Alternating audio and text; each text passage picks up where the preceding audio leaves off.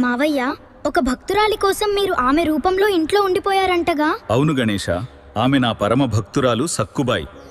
ఆమె ఎప్పుడూ విఠల విఠల అని నా నామస్మరణలో మునిగిపోయేది. కానీ గణేశ, ఆమె అత్తింటివారు ఆమెను చాలా బాధ పెట్టేవారు. పూజ చెయ్యకు, అదంతా వేస్ట్. పనులతో అలసిపోయేలా చేసేవారు. అయినా సక్కుబాయి నా నామాన్ని మాత్రం ఎప్పుడూ విడిచిపెట్టలేదు. ఒకరోజు సక్కుబాయి నా విఠలుడిని ఒక్కసారి చూడాలి అని పండర్పూర్ యాత్రకు వెళ్లాలని కోరుకుంది. కానీ ఇంట్లో వాళ్లు ఆమెను వెళ్లనివ్వలేదు. మావయ్య, అప్పుడు ఆమె చాలా ఏడ్చిందా?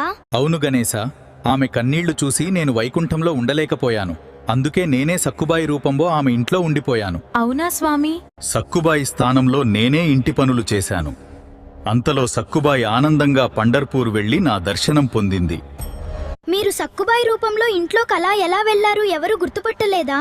గణేశ, ఆ రోజు రాత్రి సక్కుబాయి అత్తగారు ఆమెను తాడుతో కట్టేశారు. ఎందుకంటే ఆమె పండర్పూర్ వెళ్లిపోతుందేమో అని భయపడ్డారు.